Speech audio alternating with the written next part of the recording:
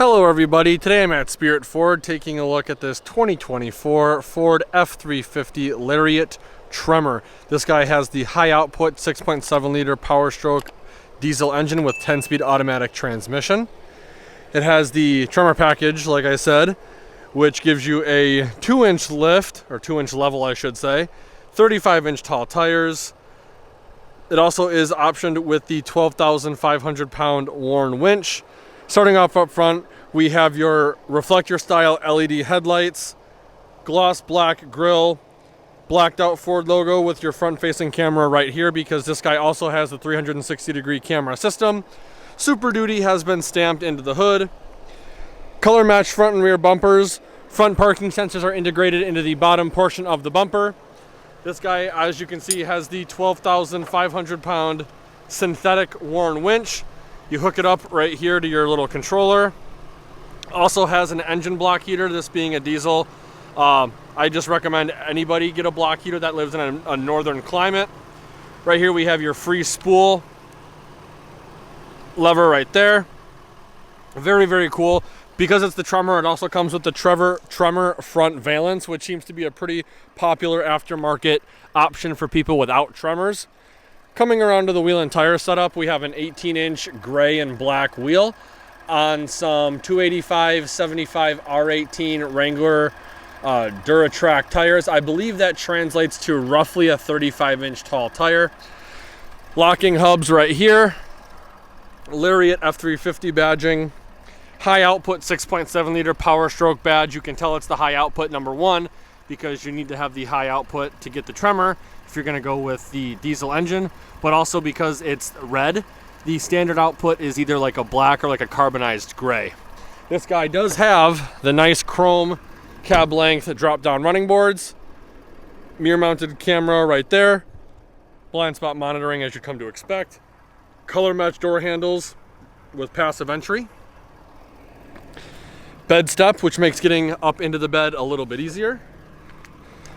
Dual tipped exhaust out the passenger side, Tremor badging on the bedside, halogen or incandescent tail lamp I should say, with I believe LED markers for the reverse light. If you option it and if it's available in the Lariat, I believe this is where the smart scales is as well. Like I said, color matched front and rear bumpers. Here's the rear bumper. Parking sensors integrated into the upper and middle portion of the bumper. You have these bumper steps and grab handle right here for making getting in and out very easy. Super Duty is stamped into the tailgate. 7-pin and 4-pin trailer connector is right there. Backup camera is right here, and then you have a little LED puddle lamp for connecting a trailer in low light conditions. Coming around to the driver's side, you got your diesel and DEF fill port right here. Up top, you have a cargo lamp, third brake light, as well as a cargo camera.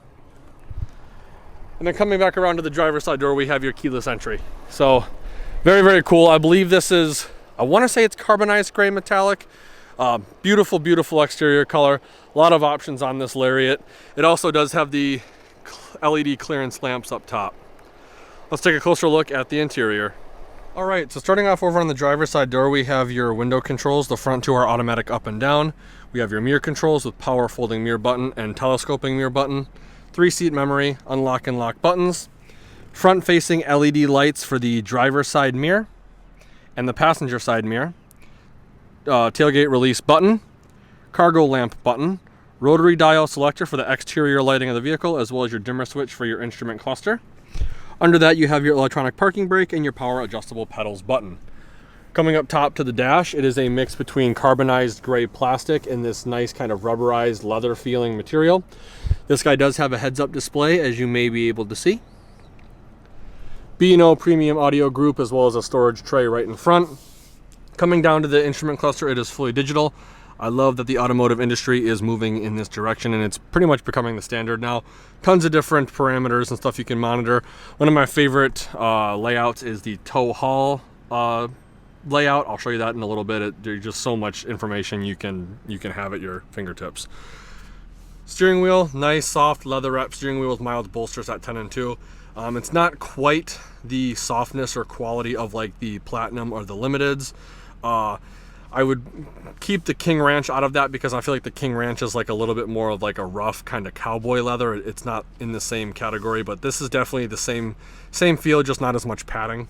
Over on the left side of the steering wheel, we have all the cruise control buttons, lane keep assist, gap adjustment buttons, as well as some steering wheel mounted audio controls. Over on the right side, we have the controller for the center instrument cluster, as well as some more steering wheel mounted audio controls.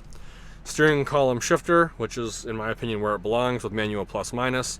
I don't like that rotary dial crap. I don't like the push button stuff. If it's a truck, it should have the steering column shifter. Let me know if you agree or disagree in the comment section below. Right here, we've got your push button start, Pro Trailer backup assist, integrated trailer brake controller, push button transfer case with 2 high, 4 low. Then over in the bottom left corner, we have your locking rear diff button, and I believe it stays locked up until 15 or 20 miles an hour. We have your drive mode dial, which will actually toggle a different animation on the screen. And then I will put it in tow haul mode because it shows you just so much information. So we have your measurements, so you can go to diesel measurements, you can go to general measurements as well, see all your temperatures. You got more digital gauges up here. Then if you have the trailer TPMS, you can also monitor all of the tire pressures from this screen. And then your tachometer becomes more of like a digital one, like in the Mustang, and it actually tells you, you can see where your most efficient RPM, where you're going to have the most power. So that's really cool. I like that a lot. And then your speedometer is still in the lower right hand corner. Now, because this is a Tremor and this is a massive truck, this has something very similar to the Ford Bronco. I don't know specifically what it's called.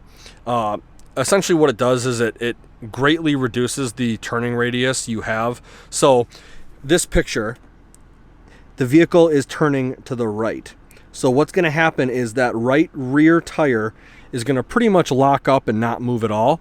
And it's going to send more power to the left rear tire and the front 2 tires. So that way, whatever direction of travel you want to turn, that rear tire does not move at all. So it makes it so that way you can pretty much turn on a dime. It's very, very cool.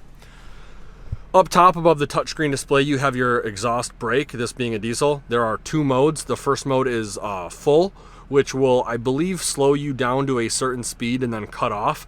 And then there is auto, which will keep you at and maintain you, or try to maintain you at a certain speed. Then right here we have the toggle button for the 360-degree camera system. Parking sensors off. Hazard light button, traction control off, and then being a Tremor, it's got trail control or whatever it's called. It's essentially cruise control at extremely slow off-road speeds, so like 2 miles an hour, right? If you're going over big kind of dips and stuff like that and you're articulating, you don't want to go fast. You want to kind of just meander and take your time. So this makes it very easy so you're not having to feather the throttle the whole time. Under that, we have the massive touchscreen display, wireless CarPlay, wireless Android Auto, 4G LTE connection. As of, I believe, 2022 or 2023, a new update came out. You can essentially full screen wireless CarPlay and wireless Android Auto. It's a huge game changer. Having a RAM with the vertical screen, Apple CarPlay and Android Auto full screen would look absolutely horrible. So I am very jealous. I do like this system a lot. Right now we have the card system. So if I wanted to switch and have navigation here, I just simply push it and then it flips the 2. You can go through your features right here, zone lighting, towing, all that stuff right there. Then we also have your settings. I believe you don't get the multi-contour seats on the Lariat. You have to opt for a King Ranch and up to get that, which the multi-contour seats is essentially the massaging seats. I would highly, highly recommend it, which means you're going to have to get a King Ranch at least, but they're definitely worth it. Underneath that, you have your physical buttons for your radio, and then below that, you have your dual zone climate control with heated and ventilated seats, as you can see. Heated steering wheel button is right over here. This is a really nice kind of weathered wood looking trim. Push on this, giving us access to a wireless charging mat, USB and USB Type-C outlet. Something that I love that they did for cord management is this plus size smartphone or small tablet holder actually has holes in the bottom of it where you can snake your charger cord up through. So in theory, you can have your phone sitting like this charging and the cord will keep it from moving over. Pretty cool. 2 cup holders right here, storage cubby right here. Something that I wish the F-150s took out of the Super Duty playbook was this. Slide that over, you just doubled your cup holders. I really, really wish the F-150 had that. That would be such a cool feature. Very nice center armrest. It's very comfortable. Push up on this button, giving us access to a removable storage tray. LED lit storage compartment with 2 USB Type-C outlets and then a cutout right here for cord management. And I love too on the Super Duties that the tray is laid out like this instead of like this. I do not like that it's laid out parallel to the direction of the vehicle. I like that it's like this. And I believe these can also double too as ears, so if you have file folders and stuff like that with the metal rod that goes through them, you can actually use this as a work vehicle as well if you're on like a construction site or whatever. Pretty cool. Nice leather seats, they're very comfortable. Passenger has a 12 volt outlet right here, as well as a 120 volt 400 watt outlet right there. This guy has 2 glove boxes. The first one's accessed by pushing this button right here. Second one is going to be right down there. Up top on the vanity, it is going to be LED lit for your passenger as well as your driver. The driver vanity has a 3-door universal garage remote. And honestly, I really like the interior color of this headliner. It may show dirt a little bit easier than like a black one or a dark one, but it makes the truck seem a lot brighter and a lot bigger than an all black interior with all black headliner. So really, really nice. Love Ford's auxiliary upfitter switches, if you can see those. I love where they're located. I love that they're actually switches instead of buttons. When they're on, it's indicated by an amber light in the switch itself, which means hot or live. So if you want to wire up some A-pillar or ditch pods like I have on the truck, right yonder, you can do that. If you want to do a light bar or whatever in the grill, you can do that as well. Tons of different things. If you want an air compressor or whatever, get some train horns, you want to air down your tires, air compressor or whatever, just flip that on and you're good to go. In front of that, you got your glasses storage. Right here we have the button for the power sliding rear window. LED dome map light master controls, and then this guy does have a twin pane sunroof. Personally, I'm not a fan. I think it lets in too much heat and it slightly reduces the rigidity of the truck overall, and it does kind of decrease your headroom, but I think Ford's done a good job of managing that as much as they can. Lastly, we have your auto dimming rearview mirror, which is standard within this trim. Like I said, beautiful, beautiful truck. I'm looking at possibly upgrading from the Ram here soon. I love the Cummins, but I see what the competition has out there, and Ford is definitely knocking it out of the park. I love this. I love how much information you have on this one screen alone. It is just very, very cool. So with that being said, let's take a look at the back and see how much legroom we have. So even with the 2-inch level or 2-inch lift, it is really easy to get into this truck because these deployable running boards actually drop down pretty considerably. You also have a grab handle on the B-pillar right here. Before I get in, I do want to show you these seats do fold up flat, giving us access to a load flat floor as well as some under seat storage. Right here, I believe this could be a rear backup alarm, or maybe it's for the fifth wheel gooseneck prep package. This right here is your Warn winch controller. So you'll plug this, I'll take this out real quick and show you. You'll plug this guy into that guy right there behind that gasket seal, and then you can go forward and backward. So pretty cool, and it's long enough to where you actually can put it up over the hood and control it from inside the cab. So you don't need to be outside of the truck to control it because they give you a long enough cord. So very cool. Another Warn accessory right there. And then this guy does come with all-weather floor mats. Like I said, tons and tons of space. I'm about 5'11" on a good day. If the sun's out, maybe. Storage in the form of pouches behind with driver and passenger seats. Cup holders right here. Heated captain's chairs, 2 USB Type-C outlets, 12 volt on the driver's side and 120 volt 400 watt max on the passenger side, so you can keep all your laptops all topped up with battery. Center seat has a fold down armrest / cup holder. And even though I said I wasn't a fan of the twin pane sunroof, I have an okay amount of headroom. It's decent. I'd say probably about 2 inches, maybe 3 inches max before my head hits the top of the headliner. Because the twin pane sunroof, the LED dome map lights and integrated hanger hook are pushed to the outermost portion of the headliner.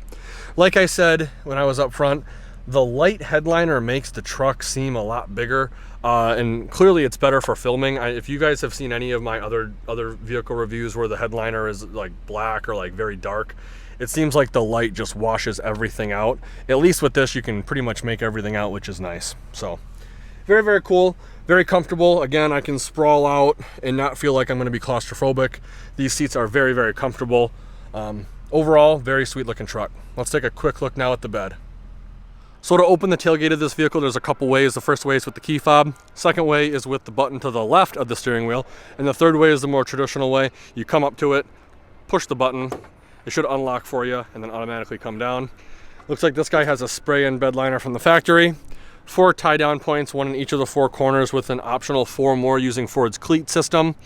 LED bed lighting, 7-pin connector and trailer connector for the 5th wheel gooseneck prep package. On the passenger side and driver's side, we do have additional tie-down points that double as bottle openers. We have centimeter and inch markings on this guy, and then we have the tailgate step right here, which is pretty cool. The tailgate step does add a little amount of weight to this, but because it's all aluminum, it's still relatively light. So I can take 3 fingers, slam it shut, and we're good to go. Let's take a quick look now at the towing and payload sticker.